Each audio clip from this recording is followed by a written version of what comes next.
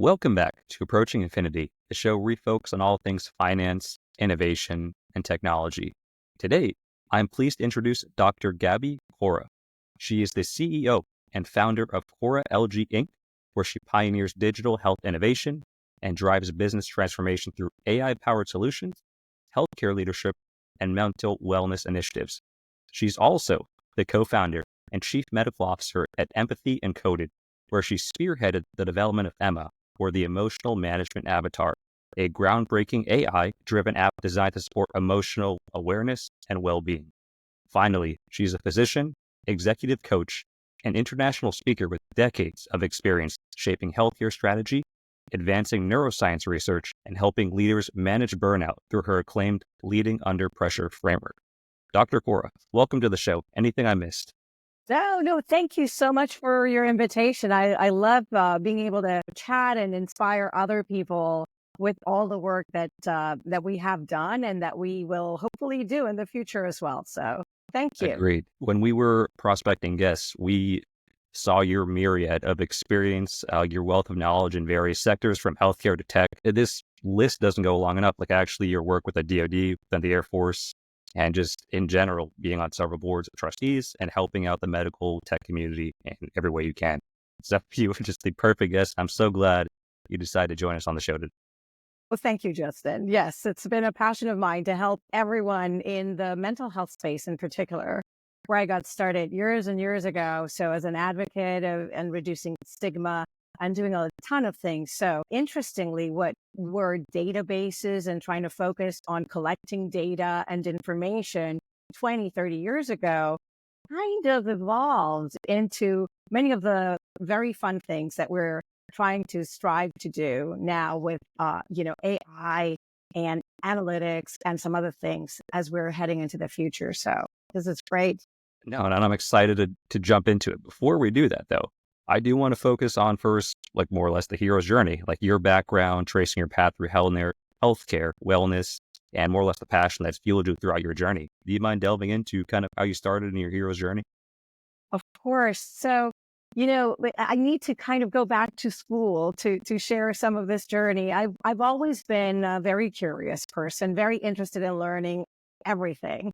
It was really hard for me to decide upon just one career during my trajectory, just because I was so interested in very diverse issues. And the interesting thing about that is that, you think that kids are going to evolve or change over time and become someone different. But I think that solidified my interest in so many things and trying to put it all together. I think that that's one of the characteristics that I've experienced in my life, being interested in many things that may look very diverse and different and disconnected from one another, but trying to make sense of them and just associating and connecting and again, bringing them together. So once I decided to go into med school, I went into a 6-year program. I studied actually in a British school in Argentina. I was born in the States, but went to Argentina when I was a kid and then studied medical school in Spanish in Argentina in the French system. So that was really interesting. All my exams had to be oral exams. So all my final exams, instead of just identifying a chemical cycle on a multiple choice, I had to actually write the whole thing to present to the doctors for those finals. So it was really great to be able to make sure that I was very accurate and precise in everything that I did because words mattered. And so that was a very interesting part of that career. I graduated as a medical doctor at the age of 24. And by then I also had 2 kids. And so I had a 1 and a 2-year-old graduating with honors. My husband and I graduated together. So we met the first day of med school, but did not start dating until later. And we've been together for almost 40 years now, but it's been very interesting of how it all got started. After graduating in med school, we came to the States and I immediately got involved in research at the National Institutes of Health in neurology. And I realized I love neurology and psychiatry and endocrinology and medicine overall. But that really facilitated for me to get started in psychiatry as a resident and with the idea of coming back to the NIH after residency training. So research, clinical research was of a lot of interest to me. So went back to the NIH after the first 3 years of residency training, where I actually trained with a wide range of patients with different severities of illness. Which was amazing also as that part of my training. Then went back to the NIH, now at NIMH. I was already a psychiatrist, so finished in clinical research. And my chair at the time was actually creating one of the first databases in depression and bipolar illness. And I'm talking about the mid-90s. Collecting data is one of the main things, not just trying to figure out how to collect data the right way, like figuring out, well, what is important with whatever it is that you're doing, but also what are you going to do with it? The ethics of collecting data. How are you going to use it in the future? How are you going to put it together? So those were very important years as a foundation of doing things the right way. And with always the idea of helping out with knowledge and experience and bringing communications forward. I actually had my first try at national television in the Spanish groups because Univision actually wanted an expert in psychiatry. I had been at the NIH for, I don't know, a couple of weeks and was very much of a rookie just getting started, but I was the only person who spoke Spanish. So I was able to go and represent NIH for the National Depression Screening Day and some other awareness initiatives. So started doing that also. Yeah, that's incredible. 85. So started with that. And then, always very interested, stayed at the NIH, did research in a ton of things, really helping out other people who are more senior than me and starting up some other things that I was interested in as well. That gave me a ton of opportunities to speak about science and publish also in peer-reviewed publications. And then my husband and I decided to move to Florida around 1999. And that's when, by moving to Florida, started working at Pfizer at the time remotely, and then realized I'm very independent. I love to do consulting around many different things. So launched my own consulting opportunities in 2002 and did a lot of consulting work, including with Pfizer, as well as with the Coca-Cola Company. There were post-kidnapping cases that they asked me to help them out with on an international level, opened many doors in doing many other things, continuing to be interested in quite a bit of how to bring in technology into the things that we were doing, but not as much at the time. I would say that when the pandemic hit, I was already back at Pfizer, and that's where I became more and more interested in AI and some of the ways that we could utilize AI in medicine. So at the time, I decided to go to MIT virtually for a course in AI and business applications, but that was in 2020. I was already trying to apply many of those in how to understand insights and how to create a way in which we could better understand how we captured insights and how we used them to help people again. So did quite a bit of that. I was involved in several initiatives at Pfizer that had to do with tech or digital transformation or digital tech in some shape or form. And then, launched my own consulting group again back in January. And a few months later, the opportunity to collaborate with Phoenix and Empathy Encoded and EMA came into play. We worked through Agile, did a ton of things so that we were able to carry our beta launch and then our formal launch just this week. So this is just fresh, and we really worked every day. Love the scrums, love my tech team, really worked very hard to be able to do this. They actually brought me in. So this was their startup, and they really wanted someone with my medical background to help out. So that's how that came about. In the meantime, super interested in helping people reversing burnout and leading under pressure. And that's when I wrote Leading Under Pressure, it's called ExecutiveHealth.com's Leading Under Pressure. This was back in 2010. But I was already seeing many successful people burning out and going on short-term disability or having trouble back at work. So that was an area of interest that I've had, I would say, for the last 20 years. The only interesting thing is people ask me, it's like, okay, have you just published? I'm like, Well, no, it's just that nowadays it's a lot easier to talk about burnout. It's not a bad word. Most people are feeling stressed in some shape or form. So it's much easier to speak about reversing burnout and really trying to strive to do as well as we can, and live very healthy and great lives. So And that's that's a incredible. bit of everything. Thank you for that, a very detailed walkthrough all the way from like graduate school for more or less your schooling in Argentina to moving to the States, going through research, and that it's just an incredible journey of how it all worked out from Univision down here. And then honestly, that brings us more or less to our next topic too, where it's like you've transitioned from wellness to digital health. And you mentioned a few key points, right? Where your colleague or peer was creating one of the first databases back in the 90s to even in Pfizer, where you guys started to drive the insights there and determine how do we use this data to essentially leverage our insights from the research, patient care, and wellness to drive innovation. So if you don't mind too, do you mind highlighting a few of those more or less connecting points and how you made the transition from wellness to digital health, and then we can transition into EMA, the accumulation of all that, so to say. That's a great question. I would say that in my life journey, I've always kind of zeroed in and hyper focused on areas where I found gaps.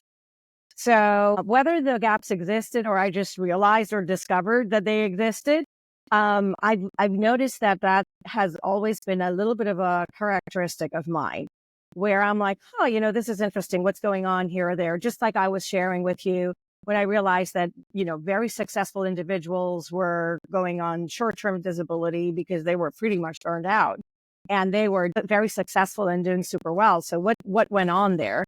Or other patterns that I've always observed, like even we were doing research and I was a principal investigator doing that research with a specific drug. And I noticed actually that people would have an acute rebound if they stopped taking it. And it had never been documented. So, I wrote about it, and then now it's well known that if anybody stopped that drug abruptly, they will get acute rebound symptoms. So I've always had like a keen eye on identifying things that were unusual, and it's just because I love looking at patterns. So just like Neo looks at patterns in the Matrix, I love looking at behavioral patterns as well. So I would say that I usually tend to try to find if there are any things that are repeating themselves or, are really very prevalent or happen in some space, but not in others. So I've always loved to look at that, recall looking at that even when I was a little kid. The interesting thing that I think has happened, and I think there are great opportunities in those gaps, is to create bridges. What I see happening is I think there's a lot of interest on the tech side to do things on the health side, and there's quite a bit of interest on the health side to do things with the tech side. But unless you can speak the same language and create some bridges to make sure that some of those things happen, there are many gaps. And I think there's a combination for those gaps. So for example, in healthcare, you may have some people interested in creating some SaaS opportunities, but we may not be interested in scaling it in a super way whereas in tech, you would probably look at scaling, 10 times, 20 times, or doing some other things. So many of the initiatives that maybe started on the medical side may be very practical with patient care or administrative duties that are needed like right there. And then, whereas on the tech side, I think there's a lot of other knowledge, but I think one needs the other in that regard. So the way that I got more interested and involved, I actually did not even mention during my path. I worked actually for Aetna and CVS. And this is like, starting like 2016. And I was very interested in the clinical insights and analytics group. So I got into that group working in the cardiovascular space. But then when they decided to create one on the behavioral health space, they asked me to lead that one. So I think they probably also realized that I was looking at patterns and insight and some of those things already and trying to put them together. One of the most interesting things that happened to me was actually even before then. So I was in another startup in the healthcare sector called, Magellan, in the mid 2010s. And we did not have a database at the time. So I actually met with our staff who were actually dealing with all hospitalizations and, whenever people were discharged and or came back. So I met with people like 5 or 6 hours on a daily basis. There were about 200 people. And so I vividly remember telling someone who was, coming from the higher abouts, like, our length of stay in the hospital is about 4 or 5 days. And he was like, no, it's impossible for you to know because you don't have the database. I'm like, well, I don't have the database, but I'm chatting with people every single day. And I know about all the cases of people who are hospitalized and discharged. So it's probably between 4 and 5 days. And when we did end up having that database about a few months later, he came back to me and he was very surprised. He's like, you were right on. Like, I don't know how you did it. And I'm like, well, because I was like the computer in my head was trying to collect the data and trying to figure out those things. So the interesting thing about realizing about how you can collect data and how you can use it for those insights and analytics is I would say the basis for what you can then potentially do later when you are going to use more AI or generative AI or other systems, with machine learning and many of these other things, so that then you can try to figure out better and faster ways of bringing all that information together and looking at additional patterns in a faster and more efficient way as well. So I would say that interest of mine in a more specific way got started there I see. just because I was one was a need. So when I was at Magellan, I needed to know that information, right? When I was at Edna, we already had that information. So it was easier to look at that or try to look at additional things that we may have needed to figure out as well. The interesting thing when I got started at Pfizer and I was super interested in the insights part was trying to look at how we were collecting a lot of the data. So one of the things that we would do as field medical would be to have peer-to-peer interactions with other doctorate level people on the field, like practitioners, right? So based on those conversations, you could, if you have a good ear and if you're really curious and if you're pretty alert, you would really hear a lot from the practitioner as to what their experience is like in treating patients. And they could find out what works, what doesn't work, or what works best or not. And that information is usually brought back into the company. And that's where you can start looking at things in that insightful way. Just like what I was referencing when I was at the NIH back in the mid-90s, and I realized that medication that we were trying for another reason, whenever anybody stopped it, all of a sudden people would have rebound symptoms. It was really out of observations. So if you think about it, it's more of that inquisitive mind and the critical thinking and how to aggregate and put information together and trying to be innovative. I think that all of that is a little bit of that career path into to bringing health and tech and health and wellness together in some shape or form. Does it make sense? No, that's incredible. And too, what we could do a summary too. Correct me if I'm wrong. Earlier in the show too, you said you found interest in like taking a variety of diverse topics and more or less combining them into a passion, right? I think it was back when you mentioned your schooling in Argentina. And then from here, right, your work at Aetna and CVS, you, from experience, like know how these things work, when patients come in, what are their symptoms, et cetera, and how long they'll be in the hospital. And formalizing, that information via database or whatever software solution, that is incredible. But the fact that you noticed those patterns and it was backed up by the information that was contained in those databases and data sets, I mean, that's incredible. And the value add you must have had to those patients. I'm sure that data is definitely still in use today, correct? Yes, absolutely. So, for example, one of the patterns that you could see is that, for example, if very severely ill patients need long-acting injectables as part of their treatment, and then so you may have a cohort, a group, right, that gets access to those medications versus another group that doesn't have access to those medications, so they need to take a daily pill. And they either forget or they don't want to take it. And then you see that the group that gets the injectables every month, every 2 months, or every 3 months need to be hospitalized or rehospitalized less times than the other group. Then that's where those are insights that you're like, wow, it is interesting. So if I have someone who's super severely ill and who will need to go back to the hospital, versus keeping them in the community where they can do better, and they are doing better. That's the reason why they're staying in the community, and we see what medications may work better than others. Then that's where you can kind of put it all together. I would say that, okay, I've been trained as a scientist, right? And as a researcher, but it's interesting that in medicine, sometimes it's a little bit hard to be that scientist, because this day and age, physicians are so busy seeing one patient after the next, they really don't have time to think about some of these other things that you could kind of put together. So, for example, even in my practice as a psychiatrist, I would see people for quite a bit of time, and it wasn't unusual for people to ask me to coordinate all their care, not just in psychiatry, because they kind of realize that I look at things holistically, try to put everything together. So as you're trying to, whether it was even coaching with lifestyle strategies, or if it was something that was in the cardiovascular area, and I'm like, why don't you get a stress test?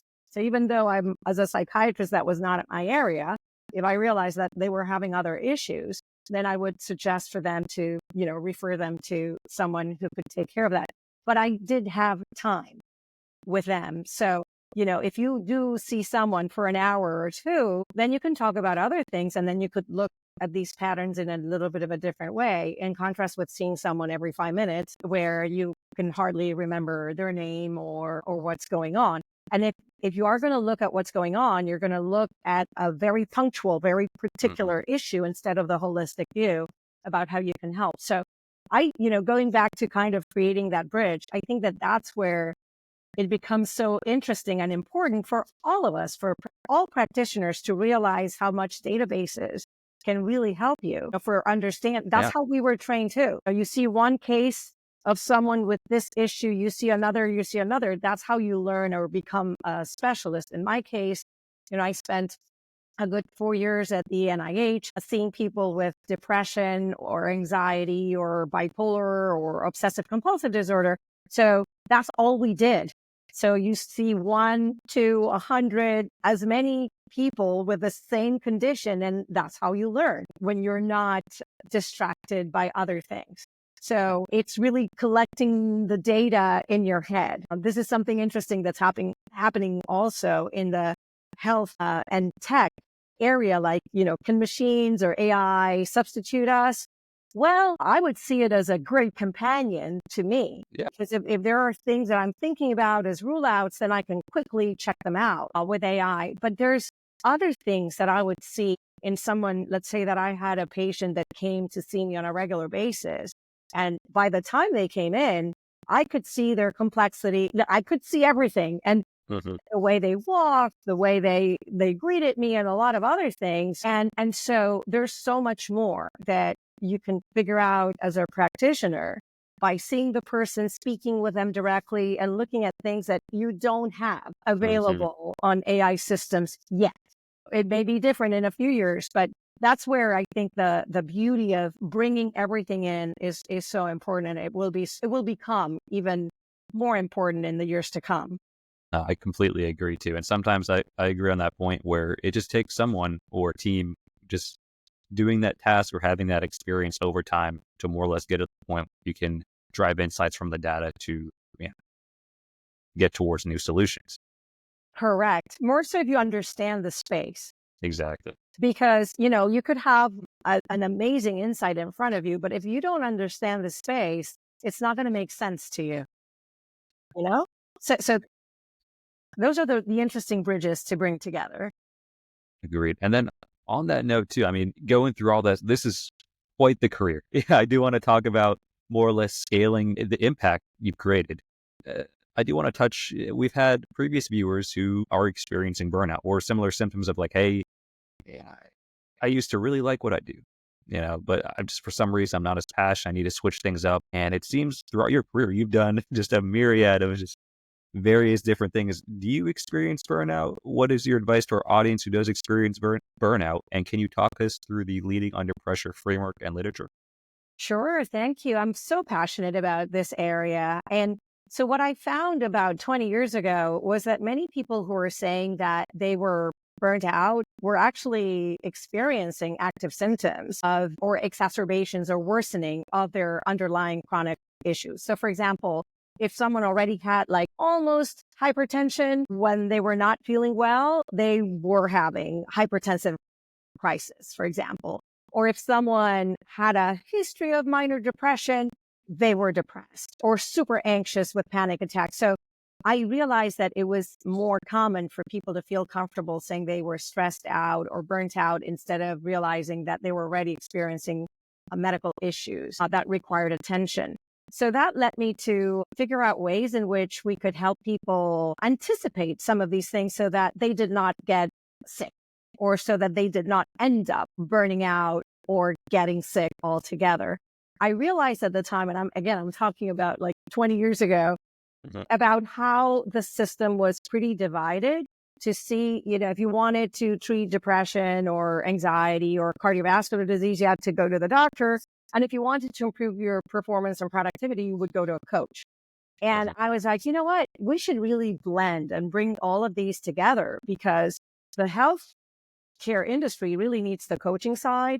And the coaching side also needs the lifestyle strategies and other things so that it's not either or, but it's really bringing everyone together so that you can optimize your performance and productivity while being well and healthy.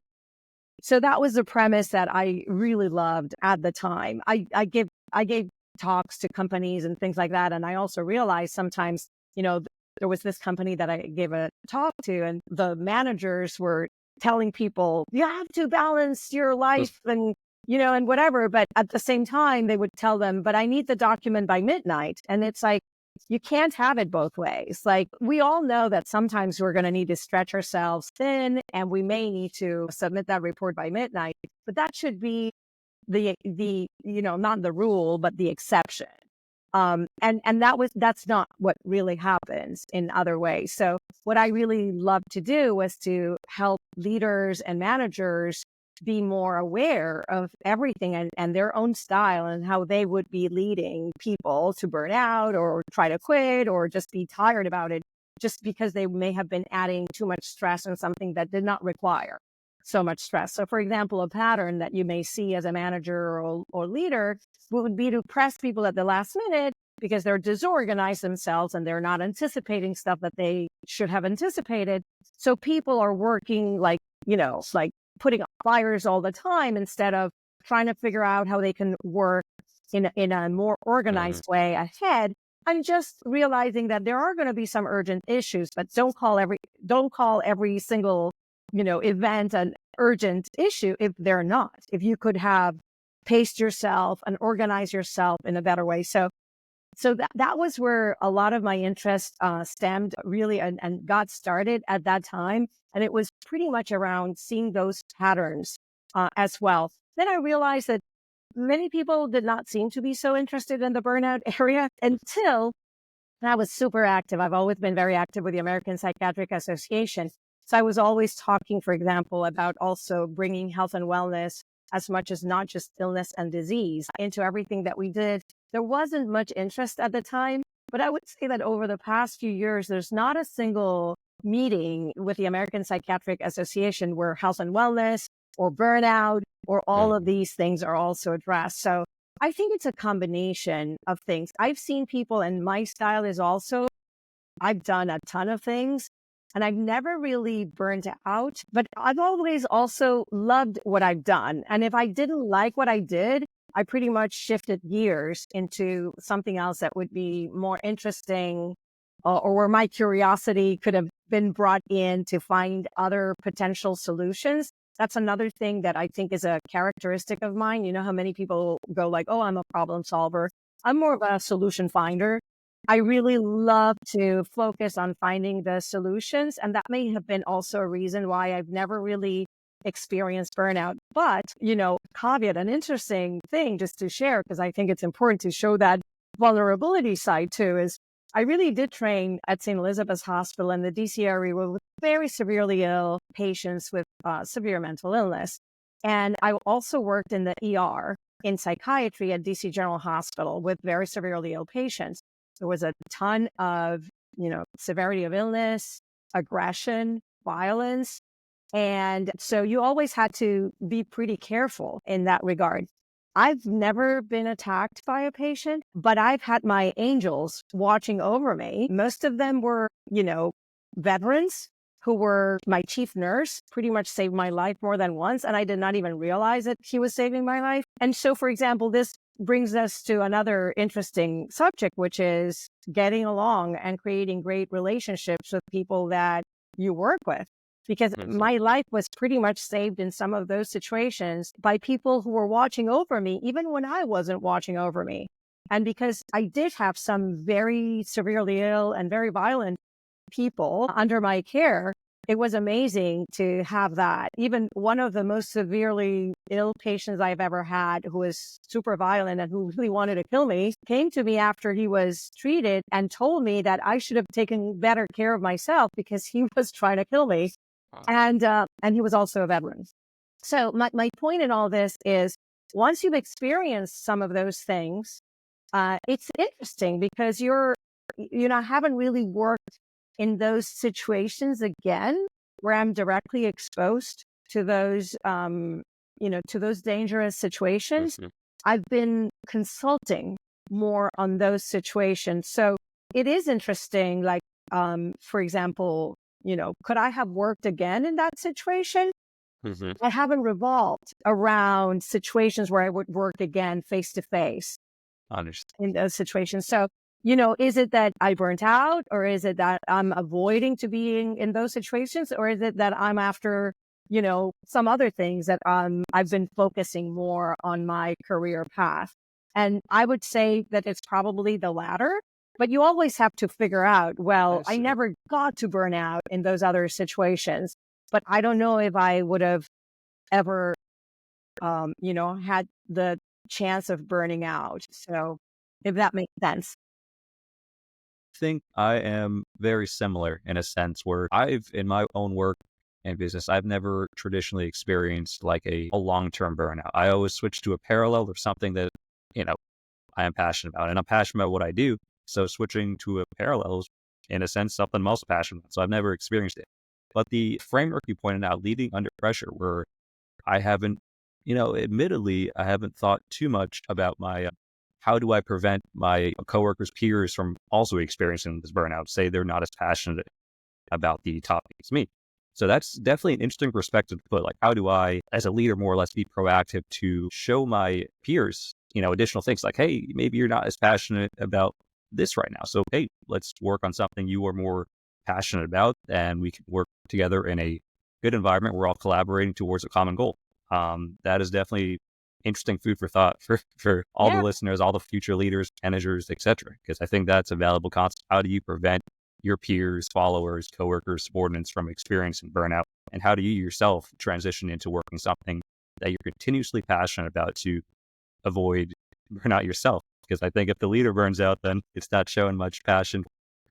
So just as an example, when I managed a team at Pfizer, I was actually told that I had done this and people had not done it before. So I was surprised about that.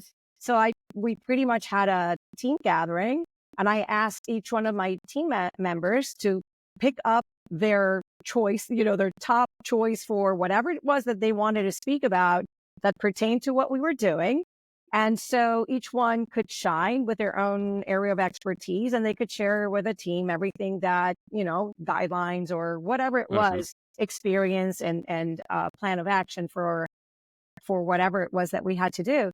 And it was interesting to receive the feedback that was never done before, that in the past they had one or two people doing most of the presentations. But in a way, the nice thing about trying to highlight whatever someone is passionate about makes it easier for people to feel appreciated and valued as well. So that's a nice way of just engaging people in an easy way, because it wouldn't take you a lot of effort to ask everyone about what they're passionate about. And, sometimes when you need to do something that's super precise, or you have little time, you don't have time. I get it.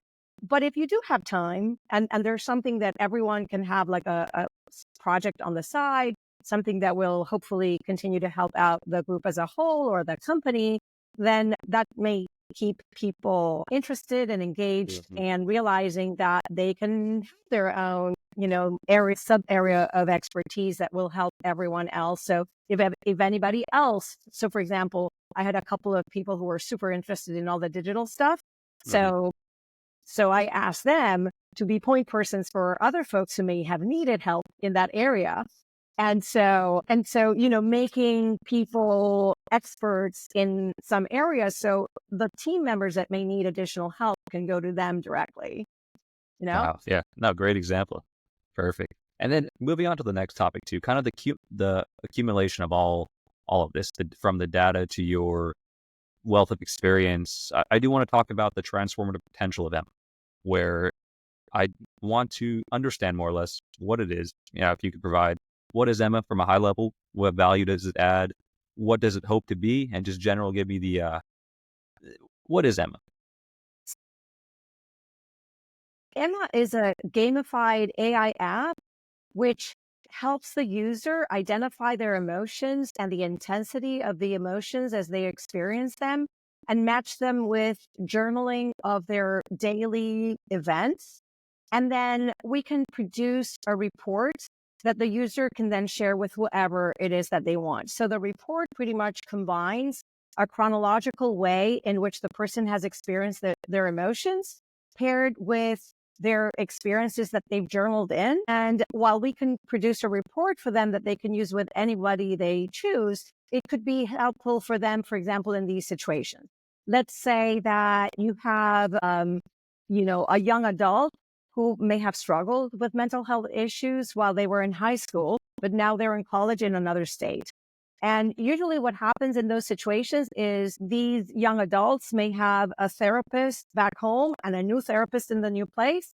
And it may be the same situation with having, let's say, a doctor in each one of those spaces, and the parents may be concerned or their friends. Mhm. So they may be able to get a report and send it to everyone involved so that everybody is on the same page. How can this help a person? Well, let's say that they do go to therapy with whoever. Everybody has the same information, right? At the same time, because they've decided to share it. And then it could potentially help the person focus more on the important things that happened during Mhm. their past month, let's say. So they don't need to recount everything and try to figure out from memory what happened because it's right in front of them. And so a parent or a therapist could also point out, let's say that it looked like you were pretty sad during these couple Mhm. of days. Tell me a little bit more of what happened. Or it looks like, this was related to this, and this, as I can see on your report, right? So you could go more specific into some of the things that you can discuss. But because this is an app that is available for everyone to use, it doesn't necessarily need to mean that you have had some mental health underlying conditions. Let's say that you have a couple and the one person is deployed and the Mhm. spouse that has stayed at home wants to share with their spouse how their month has been. So they can share that with them. Or you could share it directly with a therapist if that's what you like to do, or with a friend. Or let's say you have a wellness coach and you want to share what's happened to you during the past month with your wellness coach as well. So there's multiple ways that you can use this, but more so, you can keep track yourself. So you can really, just bring your report into a folder and just save it for yourself so that you can keep track I of see. your own patterns, of your own emotional patterns and or behaviors, because that's going to be related there as well. And that's what Emma is in a nutshell. In the future, we have other iterations in mind. So there's going to be more of the gaming part and Mhm. or more of the AI part, particularly in the future. But we have to be, that's where the ethics and a lot of the concerns come into play as well, just because at this stage, we have to make sure that the overriding principle is to still do no harm. So we still need Mhm. to figure out ways in which the information that is shared is accurate, that the person is fine about sharing it, and that they feel pretty much in control about their use of the app. Oh, and I think it's incredible too. And for my perspective, right, the ability to manage and understand my feelings is something that I believe will truly change healthcare, our emotional wellness perspective going to the future. So, for example, if I want to talk, I want to share my feelings about something that's happened over time, say about time in military or time at work, or hey, I'm feeling burnt out, etc. The app essentially will, of course, anonymously and privately understand that data as I input it over time, and more or less I can glean insights from it. Like, hey, I've noticed I journaled, my week at work, and certain days I was kind of left out, or maybe I didn't present the proposal as I should have. Yeah, what could I do to more or less feel better about that? And I would get glean insights from it, and then over time, maybe it notices trends. Like, hey, all right, now I see I'm learning from what I journaled down. I'm managing and understanding my feelings, and this could be, I mean, forgive me, this could be utilized in so many areas. From, like you said earlier, you potentially had violent patients in psychiatric institutes. What if they were able to talk to someone or talk to the app or Emma in their own confinement, or say you just gave the example too, a deployed military member and their spouse back home. It could be used in a myriad of areas. I think that's what's really incredible. And then just to kind of see the vision of where it's going. I mean, do you agree, or what do you think on that? I mean, Yeah, I think, I think the reality is many people really struggle about identifying how it is that they feel for different reasons. One is, maybe stress, maybe we think that we're going to feel embarrassed or someone's going to make fun of us, to really reflect out how it is that we feel. And so sometimes we don't take the time, and sometimes we do need to take the time to figure out, well, how am I really feeling? Like, we could say, oh, I'm feeling good or not, right? But there's more feelings that we can reflect on. The other interesting thing that we try to include into this, and this allows for us to look for metrics as well, right? It's not just identifying in a qualitative way what is the feeling, but also in a quantitative way, how intense is that feeling? How intensely am I experiencing this feeling? So, for example, I'm happy, and that could be super happy, right? So I would probably say, well, I'm a +2 happy, or I'm happy, but it's like neutral. It's not really a big deal. Okay. Or you could say, well, no, I'm super sad. And let's say that because I'm experiencing that more as a negative emotion, I'm marking a -2 there if it's something that is super negative. So then the report we can create kind of chronologically shows your ups and downs for the different emotions that you've had. So it identifies, it's not just up or down, positive or negative. It's like up, let's say that you were super happy and that you had a pleasant surprise at work. You were promoted and you did not expect it, or an unpleasant surprise. The promotion you were expecting didn't happen, and it was sudden as well. So you can easily take a look at some of these things. And just as I was mentioning coaches or wellness coaches, it could be sports coaches as well, who could look into some of these things. And how many athletes may just be on the go, go, go. So this kind of reflection, particularly if they're trying to work together in a team or trying to figure other stuff out and see how everyone can help one another, it could be really interesting in those spaces as well. So I think there is an interesting, from a cultural perspective, and I understand different cultures are different. Some cultures feel more open about how it is that they may experience their different emotions. Gender-wise, it may also be different. It's a generalization, but women in general may feel more open about how they experience their emotions, and they may share them. In men, for example, particularly if they're experiencing sadness, many times they're not as open. Because they may feel that it may be a sign of weakness. So they may not express that emotion. So it's easier, hopefully, for people to just express them to themselves and just keep track of them as they're trying to play themselves, in that private way. And then they can figure out how they can put everything together. One of the interesting things about this is not just relying on, let's say that someone is experiencing happiness most of the time, and it's 99% of the time they're happy, but the 1% of their time they're feeling so down that it's that we should be really concerned about that person's experience. So I think that by being able to track these emotions in a positive or negative way, the amplitude that they're experiencing these emotions, like being happy a full week or being super happy a full week and very sad the following week, trying to track, particularly if there's any triggers for ups and downs, that could be of self-awareness. So a lot of interest in that self-awareness, even if you just want to explore it by yourself, and then some of the other ways that you can share it with other people. I think it's really interesting. So I think there's a combination of those things, and doing this in a playful way, is also of interest. So, for example, some people may just do this because they're very conscientious and they want to figure out how they're feeling and they want to share it maybe with someone because they are exploring it. And someone told them that they have specific patterns, but they've not seen the patterns yet. And so this may help them identify their own patterns. So that may be a way that, that some people may be super interested in using something like. So That's those, incredible. yeah. I think, it truly will push the boundaries and what we could achieve with self-awareness. And I think that's going to drive an amazing impact for future generations, personnel, everyone who uses the app. And I'm so glad that you've developed and soon to deploy this. Yes. It's launched. It's already available on the Apple Store and soon to be on the Android store too, but it's already available on Apple.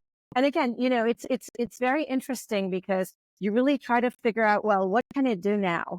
And how will it hopefully be able to help tomorrow? And the other thing is, and I think this is true for anything that we do, a lot of times, this goes back to other tech related or health tech stuff, as a practitioner, I may have some ideas in mind of what can help people.